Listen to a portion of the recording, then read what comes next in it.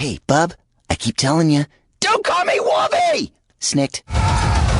Let's fucking go! Ding, ding, ding. This is an interruption. Actually, it isn't. This is the beginning. Or is it the end? No, it's the beginning. No, the world knows. This is the beginning of the show. Beginning of the end. I'm gonna REM you. Yes, we're going to talk about Deadpool and Wolverine. Mm-hmm. Let's fucking go. That's what she said.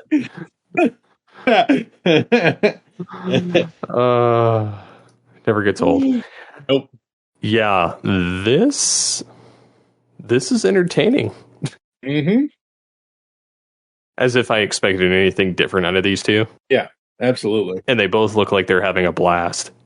Well, yeah, no, absolutely. And you had you always point out some of the stuff to me, but you had pointed out way back when they first did the first teaser of this, where you're like, here, watch this. And I'm like, okay, watch it. Hey, Hugh, you want to come back? Okay, Ryan, like, hello. Of course they're going to have fun. They've been poking fun at each other for years. And now that Deadpool is actually in the Marvel Cinematic Universe, holy shit. And so is Wolverine. Mm-hmm. Yep. And to lesser degrees, some of the X-Men, even though they're going to wipe out most of them. And then, this trailer had a ton. Yep. Yeah, it had everything. It had everything, but it also had nothing, which was great because, like, you had a bunch of like angsty stuff, and you had a bunch of stuff telling that, this Wolverine is from a universe that, and they don't, where he failed his team, and there's all kinds of callbacks to different films with this. Mm-hmm. Like the poster with Wolverine's glove with Deadpool next to him, like touching the claws, is a callback to Logan. Yep. With the girl holding his hand. Like Liefeld's feet or something store that's behind them in part of the trailers, because Rob Liefeld can't draw feet.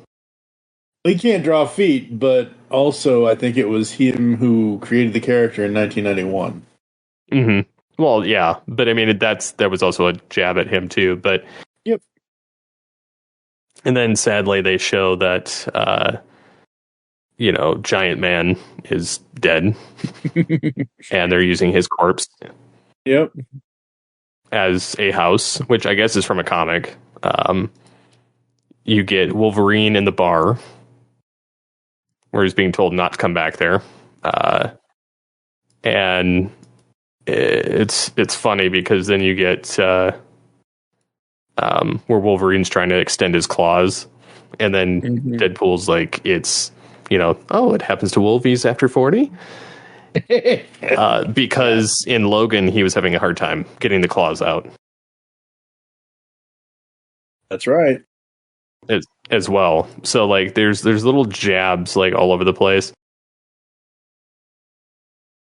Blind Al, had plenty of like drug jokes, which was funny. And then you see like Deadpool in Age of Ultron timeline. Yep. And then the Fox logo smashed in the ground. You see Professor Xavier's sister, Cassandra Nova, in the trailer. Also bald. Yep. Yeah, you see all this stuff, but you don't actually, and this is what I think is so great. You see teasing of the characters, but you don't see any plot. Exactly, yes. You see all the teasing that they're doing for you and to you, but it doesn't give anything away at the same time, which is the way trailers should be. Get you interested, get you excited to get your ass in the seat to go see the movie without basically telling you what the movie is. And then they're saying, too, that, each universe of the multiverse has a hero that when they're removed, a Nexus event happens and it basically self-destructs. Yep. And, so like Wolverine disappearing and Deadpool disappearing and other characters kind of play a big part of that. Mm-hmm. Yeah. Absolutely. So, yeah, I don't know. There's so much going on in this and yet nothing at the same time that I'm interested to see how this plays out. Yeah, I am too. Which we will be doing a Deadpool double feature over on Studio 2009 later this summer, where we watch the first two films, because I've never seen them. I just have not had time. They haven't been tops on my radar to watch them. I love Ryan as the character from what I've seen him in other advertisements and other skits and things, so, but we'll do that, and then we'll eventually do this movie once it hits theaters. I'm definitely going to get this version of Wolverine from this movie, like the figure, because he's in his suit. And then he just kind of fits the look. Yeah, absolutely. So, yeah, I'm definitely down. What'll be interesting is if they survive it. I'm kind of wondering which version of Wolverine this is, because obviously it's from Fox, but it could be a different version of the Fox universe. Mm-hmm. Like, for instance, it could be the same one that goes into Logan. It could be a different one where all the X-Men are dead completely. It could be because we even saw in Days of Future Past they changed the timeline in that too. Yep. So, there's so much different time meddling. It could be a different alternate Wolverine that had a similar starting point as what we're used to from the Fox universe, and then a totally different direction that they took it. Yeah. I could be completely wrong here, folks, but I really want it to be the main, because it's Hugh. I want it to be, and I know it's always been Hugh for the movies, but I want it to be the main original 2000 X-Men film version of the character. That's what I want. I can see that. I don't think it's going to be. Probably not. I think it's going to be, because I think that's the way that they're going to, because I know Hugh's big thing about playing the character. Mm-hmm. He didn't want to detract from Logan. Right. And I feel like Logan was the natural progression of the original. Oh, okay. But I could be wrong too, because even that didn't really quite feel like it fit. Yeah. So, yeah, I don't know. I think my main sticking point is because in 24 years, we've never had another live action Wolverine. We will, unless Hugh can't do it anymore. Well, it's going to be. I think this is probably going to be his last one. Fine, whatever, fine. But my point is, in 24 years, this isn't James Bond. You're not having a different person play the character every other movie every 2 or 3 years. This isn't like that. This isn't Batman, where you have various Batmans doing 1 film, 2 film, 3 film, 7 film, whatever film. This is fucking Wolverine and Hugh Jackman for 24 years. So, that's quite a stellar run. Yeah, absolutely. He fits the role really well, and then he does. He always looks it, plays it well. Definitely a career maker out of it, because the dude's he's got the longest running record playing in the same character. Yep. As far as live action films. Oh yeah, absolutely. And then, on top of it, he's just, I don't know, this will be, kind of like how Toby is my definitive Spider-Man, this is my definitive Wolverine and Deadpool, and, Ryan's the only one that's ever played a live-action Deadpool, too, and I think that we're going to get different ones in this one, as well as Wolverines. Oh, yeah. Absolutely. So, either way, I'm excited for it, looking forward to more. I'm sure there'll probably be another trailer at some point dropped, but this is the end of April, almost May. The movie's not coming out till July 26th. I'm sure they're going to do more trailers between then and now. After all, it is Disney. Well, even then, like I feel like Ryan has a lot of say. Oh, of course he does. Look at everything he said in this. Like, yes. I mean, come on, man. So, all right, folks. Now it's time to get to the seriousness of this episode of Altered Geek because, oh boy. Yeah, just tune in. Let's fucking go. Hey, this is Josh Keaton, and you are listening to the Geekcast Radio Network. Hi, this is Adam Mastriani, and you're listening to Altered Geek. You're tuned in to Steve Megatron on Altered Geek.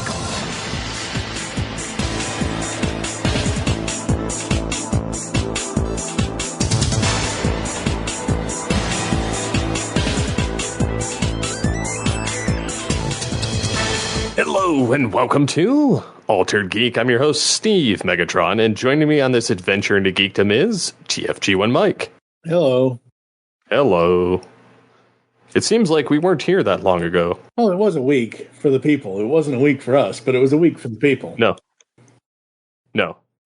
It's quick for them, not for us. No, it's quick for us. It's not quick for them. Yeah. You got that backwards. So, yes, we're going to discuss cult brands. Mm-hmm. So, what are some that you would consider to be a cult brand? Let me throw you under the bus like that. No. It's not that you're throwing me under the bus. I have to figure out how I'm going to word this because I need to apologize in advance to Mr. Michael Powers, who isn't here to defend this and give his opinion. That's all right. Apple. My boss loves Apple, and there's certain applications that will not run on an Apple. Mm-hmm. I grew up with Apple. I had I was in kindergarten in '85. The year you were born, I was in first grade, and we had Apple IICs and Apple IIes and Apple II whatevers. So I grew up with Apple. But Apple in the 80s is nothing like Apple in 2024. Because Apple in 2024 is like, bang, zoom, Alice to the moon. Holy crap. I was in the Apple ecosystem for the longest time. Back in 2008, 2009, 2010, I had an iPhone 3GS. And I Interesting. I loved it. Look, I'm not going to, but it's going to go back and forth. But I loved it because at the time I still have iTunes, but I was big on iTunes and it was like this, that, and the other thing. I built up, I still have this whole music collection, all these podcasts and movie. Like, I still have all my iTunes movies and TV shows I've had since 2006 kind of thing. So I like Apple products. I just don't like the way Apple locks you into having their products or their services. That's what I don't like. They make it extremely hard for you to get out of the core of Apple. They just do. And I could see that. In 2011, 2012, 2013, somewhere around there, I had to go back to it. Actually, no. You know what it was? I sold my iPhone 3GS because I needed the money at the time. I didn't care about it anymore. And by that time, we had a Skype phone number. Nobody ever freaking calls me. And I'm saying this as a general thing. I'm not pointing anybody out directly, but I don't get phone calls from family members. My dad, maybe, but you know what I mean? Like my dad, my mom, fine, whatever, at the time before my mom passed in 2015. But nobody called me anymore. Nobody was needing my cell phone number. Unless it was an emergency and you were in the middle of nowhere, you weren't calling me. You were DMing me on Twitter or messaging me on Facebook or whatever. Yep. Nobody in 2011, 2012 was making a hell of a lot of phone calls. And for the podcast network, we needed a voicemail line so people could call in and leave their feedback if they wanted to have their voice on the air. At the time, before Microsoft bought them, and I'm sure I think the services are all still there on Skype, but it is what it is. Skype had, hey, you can get a Skype voicemail number, or you can get a Skype phone number, and with that comes free voicemail and this, that, and the other thing. I think I paid anywhere from $60 to $90 per year for the phone number and the calling package, the US and Canada calling. So there were two services. I paid for the phone number itself, which was, let's say, $60 a year, and then $30 for the unlimited US and Canada phone service thing. So some of our early interviews that we did back then, 2010, 2011, some of them were, a lot of the Stan Bush interviews originally were over the phone. He would pull off to the side of the road in a couple of the early Stan Bush interviews, and he would call into the phone number, and we would record it through there. And so, yeah, by that time I was out of Apple. I haven't had an Apple computer myself since 1991. The only Apple computer I ever had as a personal computer in my home was when I was 11 years old. I had the Apple IIgs. That's the only time I've always had PCs. Ever since they switched to being a Mac computer in the 90s, everything is like backwards. Like all the key commands are backwards. Oh, the escape key is over here. Oh, the quit key is on the left side. I'm like, no, don't do that. Don't whatever. So I ended up getting out of Apple and going into basically just either having Skype or just having a dumb cell phone until about, I think 2017 when I met Karen is when I got a Samsung Galaxy S9, and I've been on Android ever since, and I will never leave Android because I like it better than Apple. For the win. Yeah. Well, I'm not. I currently have a Google Pixel 6 Pro, but that's beside the point. The point is Android for the win.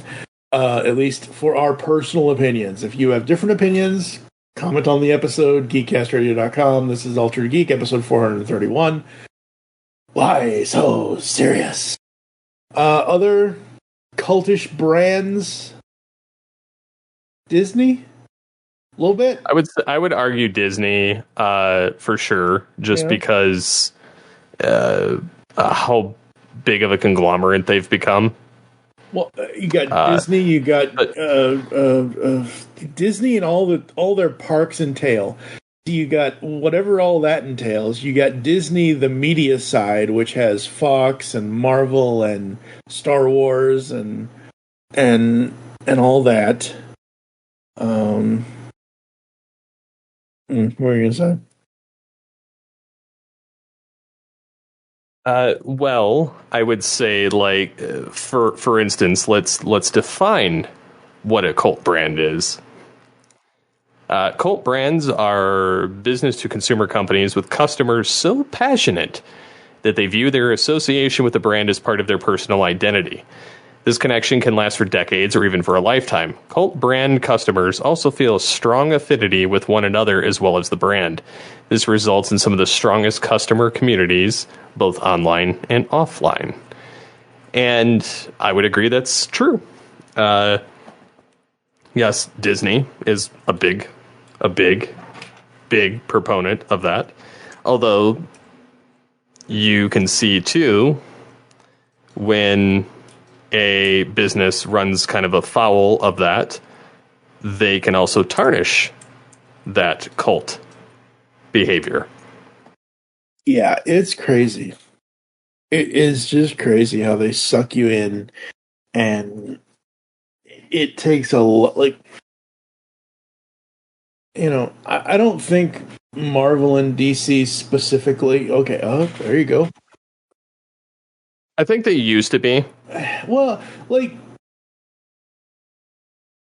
since Disney owns Marvel. It's more Disney than Marvel specifically now. And Warner Brothers has always owned DC, to my knowledge. If I'm incorrect on that, except for way back when. Okay, yes, but like the DC comics that we know, the DC films that we know, yes, it's always been under Warner Brothers. But my point is that I don't have, in comic books, I don't have specific stalkerish brand loyalty to DC or Marvel. No. When I say that, I mean like just attach myself. Like, no. I have loyalty to the characters I love from each of those companies. You will never hear me on the pullback in the last 11 years that we've been doing that podcast. You will never, in any of those episodes, hear me ever say, I prefer, as a company, DC over Marvel or Marvel over DC. Because for me, it isn't about the damn companies. It's about the characters that the company's making. That's what and the content. Yeah, that's what I care about. And if it's content that I don't want to read or I don't want to watch, then I just won't watch it. Like, it's that simple. We can do a whole other Altered Geekcast Radio, whatever episode you want to do. We can do a whole thing on why I don't get people hate watching stuff. That's just dumb to me. Why would you waste your time to, quote-unquote, hate watch something? Yeah, that's not something I would do either. Like, you're supposed to enjoy your time. Oh my God. Like, and I'm not going to watch something just so I could do a podcast about it. If I am interested in it, yes, I will do a podcast about, like, I don't know. But yeah. Yeah. But I mean, so for instance, some of the other cult brands, what kind of prompted this was we were driving to the airport to go on a business trip, and we were looking over at Bucky's. And I don't know if you're familiar with them. I've heard the name, but what is Bucky? So Bucky's is a more or less a gas station, like a glorified gas station. Oh, so it's like Shell or Thor. Okay. Oh, no. This is more than that. Oh, no. It's a Texas-based and Texas supersized gas and convenience store chain that offers much more than a place to fuel up and grab a bag of chips. Its devoted fans make regular pilgrimages, sometimes driving hundreds of miles to stock up on beaver nuggets and brisket and merch with its bucktooth mascot smiling face. Even its restrooms are award-winning. So it's Bucky's is BUC-EE''S, and their mascot is a beaver. And they open up like these massive gas stations all over the country. They put one here in Johnstown, Colorado, which is like 20 or 30 minutes from where I live. It's 118 gas pumps, which is like unheard of at a gas station. The other thing that people go there for is, I mean, people will stop and take with the inflatable. They'll take photos with it. They'll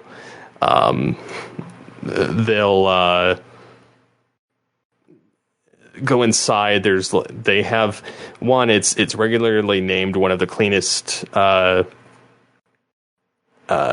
places overall to stop for gas in the country. They have the cleanest bathrooms, or at least that's what they tout.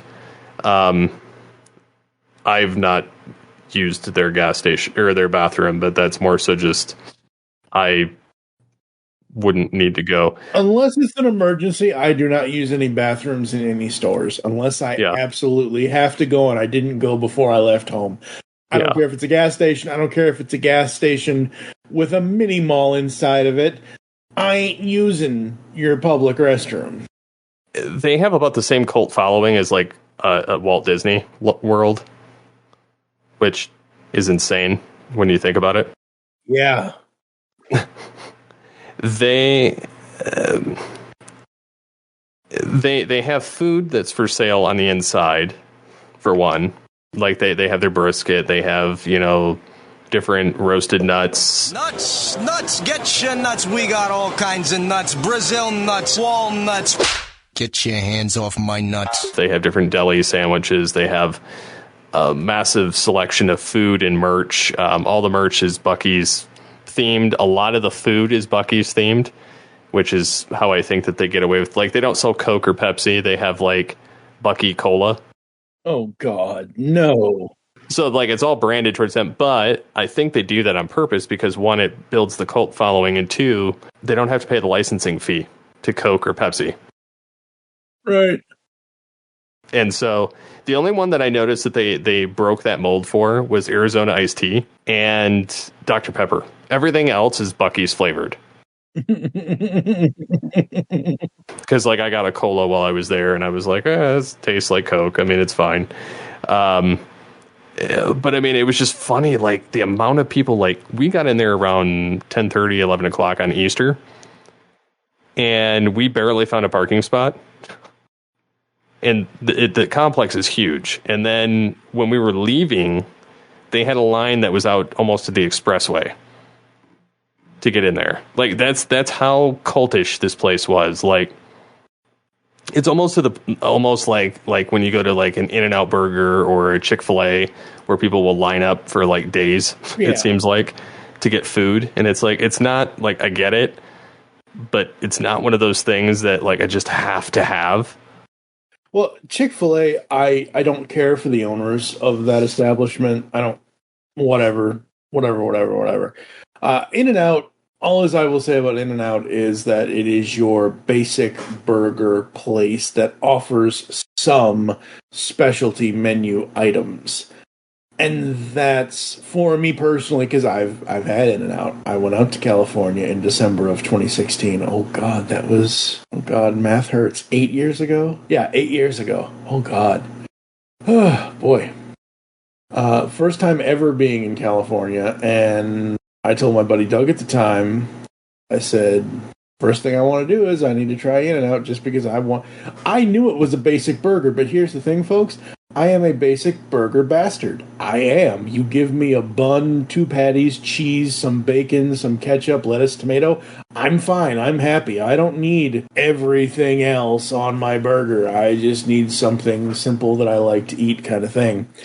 And it's alright. It's not like, whatever. I'm not going to sit there and wait for 7 hours for it, but I see what you're saying.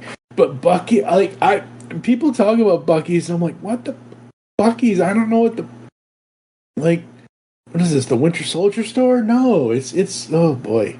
Yeah, so I mean, it's almost like how, like Mini Cooper people, like Volkswagen, IKEA, Southwest Airlines, Lennox, Harley Davidson, Oprah, Star Trek, Star Wars. Like, these are all on the list. Like, these are Vans, shoes. Yep. And it seems to be like one of those things that everybody has on the same list. I thought it was funny, Star Trek, but I can honestly see that. And then I wouldn't say Star Trek and Star Wars are cult brands. Well, they're cult followings, and anything with a cult brand or following that has been going on, like, people just get pretty rabid about. I would argue is okay. Yeah, but most of those people who are arguing to their deaths by lightsaber or phaser are childish morons who can't approach it intellectually at all. No, and I get that, but that is the definition of a cult brand. Like, people that just can't fathom that somebody dislikes it. Mm-hmm. And, like, don't get me wrong, like, I like a lot of these different brands to some degree. Like, some of them I don't. Like, I don't get the appeal of IKEA. Because it's all half, like, it's like a giant shop, a warehouse of stuff you have to put together yourself. Mm-hmm. And it's all crap. And modular crap. Yeah. So, like, when you get done building the modular crap, you could have just bought a quality piece of furniture in the first place. So, or in my case, I waited until something came available in Facebook Marketplace or at one of the Habitat for Humanity rehome stores. Yep. Those are good. I bought for my display, for my geek display, and mind you, it's not exactly the design I was going for, but it's close enough where you're happy. It's close enough. Like, the only thing I would change is maybe the doors on it eventually, but I don't like the structure or sound. Like, I bought a display that I thought was one that I was going to enjoy, and it was brand new. It was from Home Depot. It was a kit. And I went to go get it out of the package, and it felt cheap and super flimsy and light, and they didn't even give me real glass. It was plexiglass, and it was all scratched. And I was like, all right, screw this noise. I want something with real glass. I want something that's solid wood. And so, like, Habitat for Humanity, went there, got one, painted it, made it look nice, bought new glass for some of it, and it's pretty stinking solid. So, I mean, it's those things, like those type of cult brands, like, and I get why some people like Apple, like back in the day, it was your media productivity. And it still is for a lot of people. It still is, but a lot of it's moved to PC because it's gotten cheaper. Well, the thing about Apple, and the reason why I'm saying this is because I know I watch this person more than you do, but I watch Marquez Brownlee, aka MKBHD, and he does a fairly good job of being equal on both Apple and Android sides because he's in both worlds. But some of the productivity and creativity that Apple things have, Windows just doesn't. Doesn't mean Windows can't have it. Unless, like, you can play games on Windows and you can do productivity things on Windows. You can do a lot of productivity things and fun videography and things and audio and whatever on Apple, but you can't really do a lot of whole whatever else on Apple, like gaming on Apple, whatever. But I understand that. That's fine. I don't know. It's I don't know. It's just crazy. Yeah. So, like, I've kind of been looking around now, like, what is a cult brand? What, like Starbucks, Peloton, Starbucks in itself, like, they create their own buzz around things with holiday cups, and those coffee brands do it with stickers. Stupid holiday cups. Oh, God, I remember that year. Oh, God. Remember that movie that they were, I forget, it was Paul Rudd and Stifler in it, and they were trying to sell energy drinks, and they were, and he's like, they're like, would you like a venti? He's like, no, I want a large. He's like, and then he's like, in this language it means this, and this language means this, and that's not actually a large. He's like, it's just a made up word. He's like, your other sizes are actually a thing. He's like, so great, now you're stupid in 3 languages or something. And it was like, I was like, I mean, he's out of line, but he's right. Yep. Just briefly tying this into media, you mentioned IKEA a few moments ago, and my first thought is there is an episode of The Sweet Life on Deck, which is the sequel to The Sweet Life of Zack and Cody on the Disney Channel. And yes, I know, folks, I'm talking about a Disney show, whatever, where Phil Lewis as Mr. Mosby and the boys go to Sweden. And they go to an IKEA-type rip-off place, and he needs, like you're saying, they want you to build this stuff yourself. He needs a replacement this. Oh, you need a replacement screw. Which screw do you need? Blah, blah, blah, blah, blah. Go down the whole list. Name of the screw he needed was a Yerkafasa. Yerkafasa is essentially jerk face. Jerk face! Hey, I'm doing the best I can. No, that's the name of the screw I need. Jerk face! You mean the Yerkafasa? Yerkafasa! One Yerkafasa. Yeah. We no longer make that screw. Epic fail.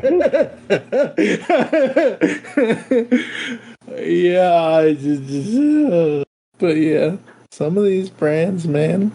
And like I said with Apple, I'm not trying to tie it back to, but like some of these brands do things that just sometimes we like them and then we just want to get rid of them, and they make it hard to get out of it. And it's like, really? Wow. Yeah. I mean, and like a lot of brands are very cultish, like and you almost have to be, like, to stand out.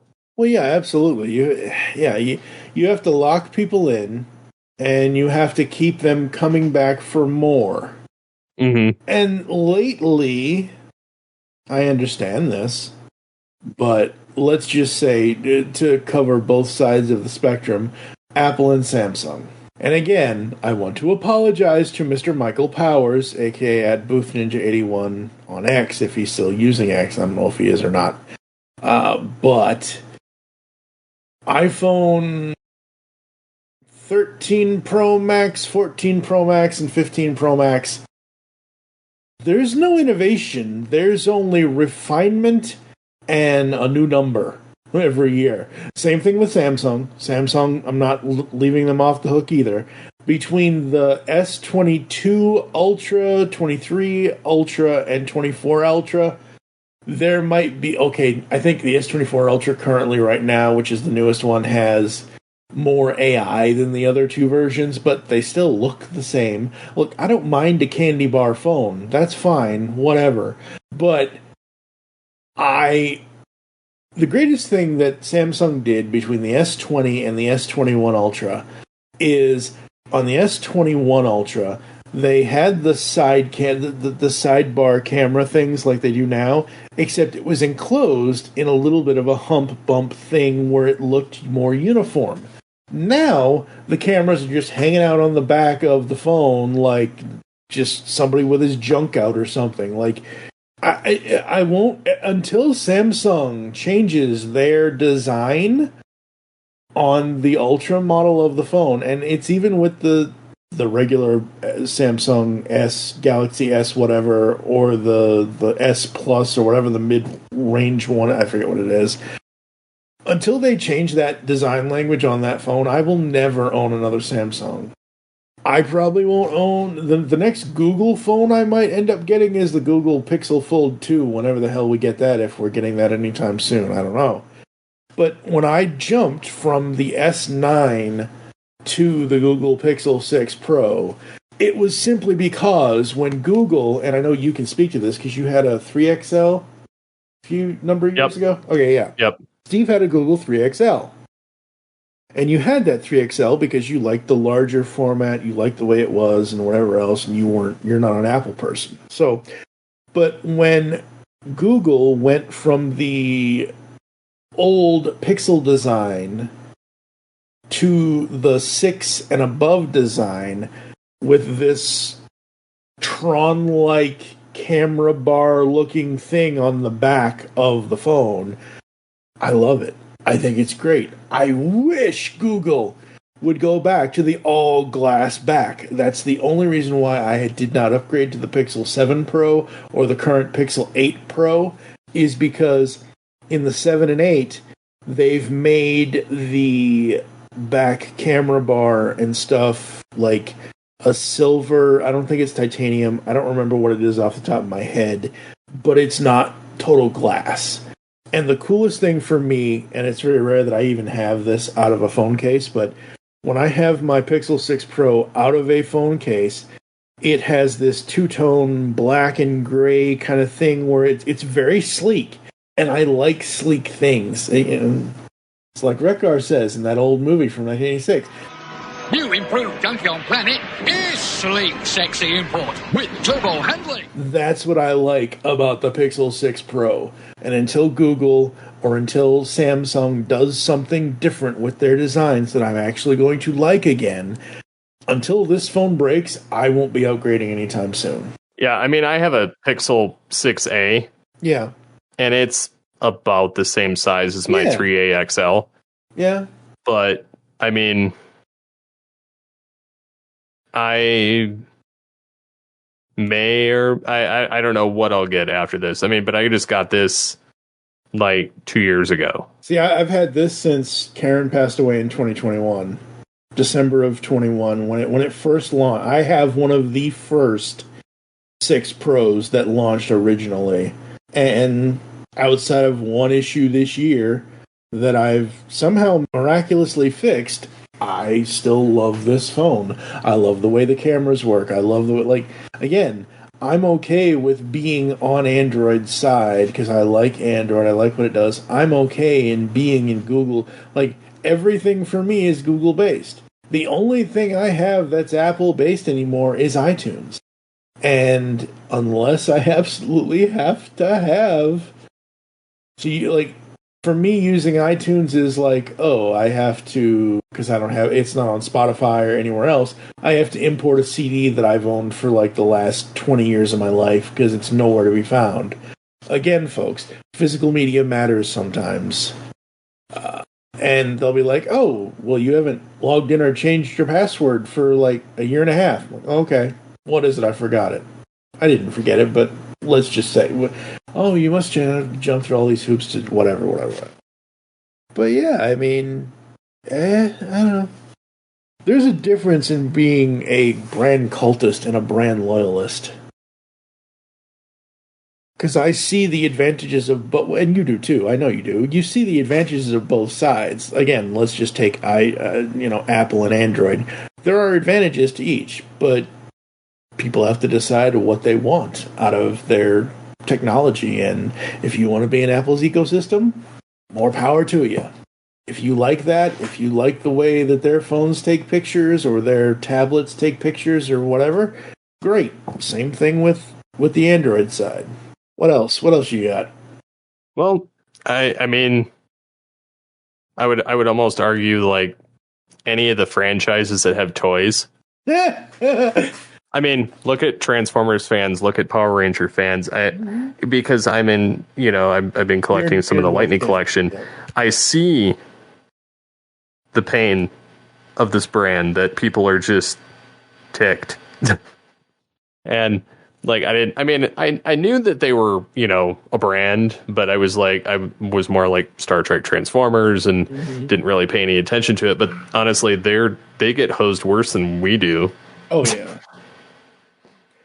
Oh, yeah. And I'm trying to think. Okay, so outside of the Funko Pop Power Rangers that I have not had a Power Rangers action figure since 1995. And there's a picture, it's on my Facebook somewhere, maybe it's in whatever cloud, I forget. There is a picture of me where I am 15 years old. I am looking down at the Falcon Zord from the movie, action for the Zord from the movie, and I'm looking at this thing because I loved it so much. But again, like I mentioned on the podcast, I probably mentioned it on here. I talk about it on Toycast all the time. In 2011, I just had this need to purge the toy collection at the time. And I didn't have any interest in getting back the toy collection until about 2016, 2017, when I started collecting Funko. And some of these, like Power Rangers, Transformers, Star Wars, Star Trek. Transformers I kind of give a pass to, not because I'm a Transformers fan, but because in 40 years, how many different things has Transformers done in 40 years? So many things. True. That's the only reason why I give them a pass, because they give us various things at various stages. Yes, they always go back to G1 for anniversaries and for other things and everything else, fine, whatever. They do try and jump around, whereas I feel like Hasbro kind of screwed the pooch with Power Rangers. Yeah. Like, we got the Lightning collection was great, but the remasters were even better. And then once they kind of stop, like I feel like the last year they've been kind of fizzling out anyway, like the whole brand. Like I feel like once and always and Cosmic Fury were done, they were like, all right, pack up the shop. I don't even remember. Like I remember we did. I don't think it was an Altered Geek. It might have been Power. Well, it was the end of. It was the end of. I want to say it was the end of 2023. They did all those, and then they were like still announcing some of these, like the remasters and the Master Morpher. Mm-hmm. And then all of a sudden they're like, that's it, we're out of stock, we're done. Yeah, I don't know. It's frustrating because it's just so frustrating. I understand and I respect for collectors and for the brands to have exclusivity. We've talked about NFTs before, and yes, folks, I'm moving in my chair. All right, so You want to talk about a niche thing, and we've talked about this before, how we don't like the process of the NFTs. NFT anything. I still don't like the process of the potentiality of getting something. I want to go get it. So I went out a couple of months ago, and I had saved up some money after paying bills and everything else. I'd saved up some cash, and I went and I got the Funko Pop Transformers Grail Gold Optimus Prime NFT. I love this thing. It is cool as hell. It is the only Gold Optimus Prime I ever need. But NFTs are another one of those things where toy collecting, I personally do not think, from toy companies, should be a gamble. No. I understand the addiction of gambling and all this and all that and everything else, because I grew up with my family playing cards and this, that, and everything else. I've seen all the poker movies and all the blackjack movies in the world. Whatever, fine, whatever. But toy collecting should not be a gamble. You should not have to, like... I'm sure you've said this before. What's your current employment? What do you mean? Where do you work currently? For a car wash. Okay. So that's fairly hard work, right? For the most part. Well, I do marketing, so yeah. Okay, you're doing but I'm saying, like, okay, all right, fine. Take someone who's a construction worker, EMT, a policeman, a fireman, a doctor, or whatever, not necessarily a doctor. But my point is, any job really, hell, fast food workers work their asses off for crap pay. But you're a hardworking person that wants to be able to spend their money on something they know they are going to get. You don't want to spend... I don't want to spend my money on something I know I only have the potential to get. I don't like the whole toy collecting should be a gamble thing. From toy companies directly. I understand the NFT thing and all that, and fine, whatever. But if you're going to have an exclusive on your website, and you're going to tell people let's just say it's limited to 2,000, you need to then put, as a company, on your website, blockages in place so these scalpers don't come in with bots and buy 6 of the same thing, because if they, let's say 5, 2,000 items, it's 1,995 items left. So that's only 1,995 real people, potentially, that could get that item. And then you're never going to make it again, because you want to make it limited. This is why most of the time I don't like limited things. I would rather Hasbro do mass market everything and make... Well, and that's the problem, is Hasbro didn't. Right. And they purposely created the shortage. Mm-hmm. And the thing is the figures no one wanted, they overproduced. And the ones that all the products that they wanted, mm-hmm. like people wanted, they underproduced. Yep. So who created the issue for themselves? The company. Yes. Reminds me of a very old clip from a very old friend of mine. Friend of ours, actually. Good old Ender. Years and years ago, 2009, 2010, when he was on Radio Free Cybertron, he did a MattyCollector.com rant, and I will probably put that in here somewhere. The basis of his rant is, we give you money, you give us stuff. This is Radio Free Cybertron.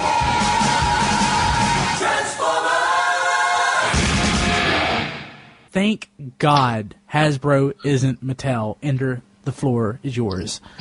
Oh, Mattel's Masters of the Universe has gotten to be like the most malignant, moronic, mishandled line in history. Not since a Hasbro creative meeting, when one executive blurted out, "Let's kill the red truck guy," has a franchise been handled worse. The Masters of the Universe classics are an amazing line. They use modern toy-making techniques to bring out the best of a vintage figure, retaining its charm and essence while consistently exceeding modern quality standards and delivering fan-driven fun for the adult collector at a price that, while higher than average, is altogether reasonable. Sadly, the He-Man Genius Falcon reaches its apex at this conceptual stage, and then careens out of the sky with the aerodynamic grace of a quadriplegic hippo with an inner ear infection, plummets through a sky of inept customer service, plows straight and through a swamp of incompetent planning, and rests broken and ruptured in a bedrock of useless management. MattyScalper.com's inability to even handle its monthly server load, much less the demand for its product, has settled into a comfortable pattern of letting itself be milked by scalpers at a rate of 10 figures an order, while the real customers wait in error screens. Meanwhile, scalpers, who are, by the way, the most worthless scum on earth, have already posted their overpriced rip-off auctions on the well-oiled servers of eBay, touting the items' rarity due to a false scarcity they themselves have created with the foolish help of Mattel. Nothing endears fans to a brand like having legal tender slapped out of their hands as they attempt to exchange it for your product. The Band-Aid of a club was offered, seemingly a reasonable fix. You commit to buying the figures, and they guarantee you one. Simple enough. Until the line branches out into non-club figures, and the cycle begins again, as Battle Cat is snapped up by the scalping horde, and He-Man fans get shackled with Wondar, a not remake of a never-was exclusive. Now, underestimating demand for a fan line, or miscalibrating your limits, is not an unreasonable error.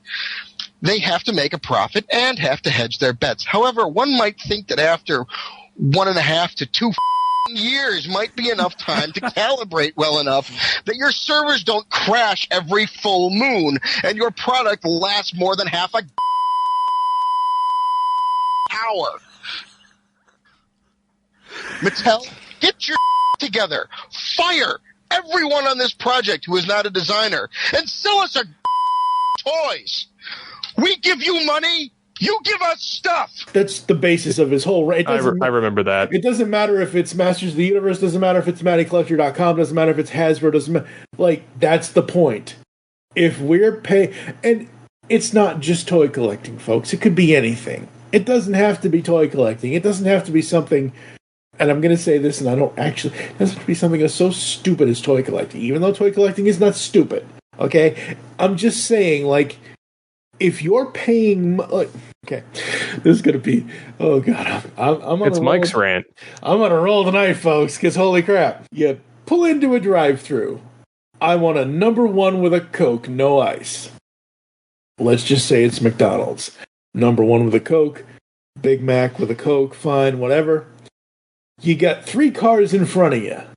Okay, you put in your order. They took your order. Yeah, you haven't given them your money yet, but there's 3 people in front of you who are trying to give them their money to get, like, the potentiality to buy a Big Mac. Give me a, no, just, companies, please do something about your websites. Put securities in place where, or just actually produce the things people want. That too. And then you won't have half of your product line on clearance. Mm-hmm.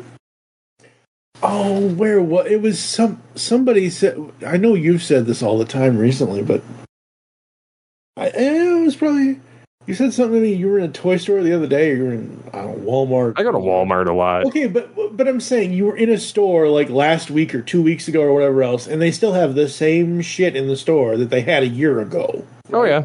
Yep. Oh, God, that hurts my head, makes my eye twitch, and just makes me not want to believe. Oh, they still have the yellow Zeo Power Ranger because they can't seem to get rid of it, and they finally decided to clearance it for $17, and it was like $25 before that. My God.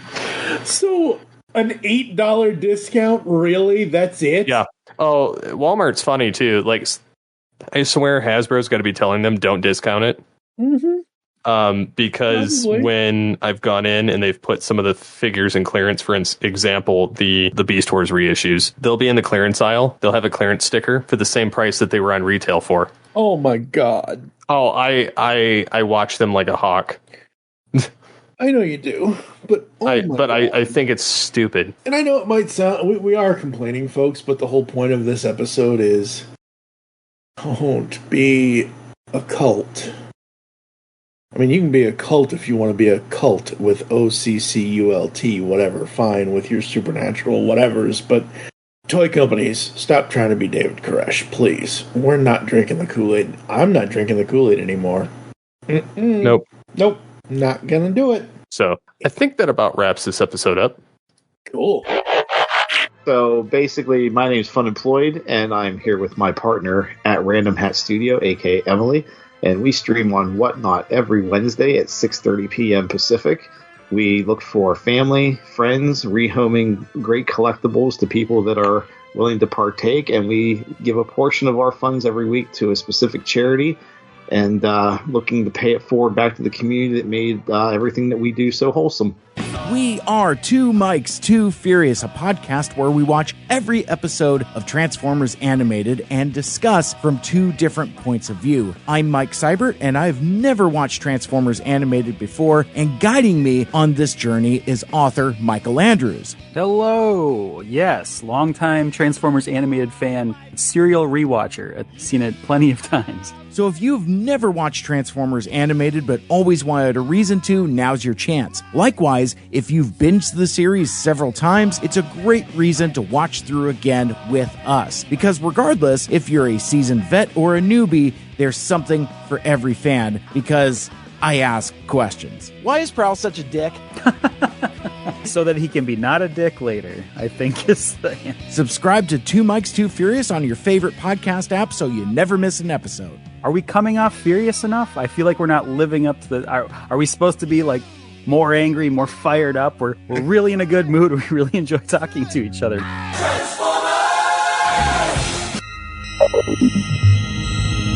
You are receiving a transmission from the Rod Pod. Upload pending. Stand by for soundtrack transfer. I am Maggie. And I am John. And we are trapped, hurtling through space in a ship shaped like Rodimus's head. The ship, for reasons we haven't been able to determine, contains the entire run of the IDW Transformers Phase 2 comic, which chronicle the events following the end of the war between the Autobots and Decepticons. So we figure we may as well read them all in order and report our findings to you. Stand by. Stand by. Upload complete. Now.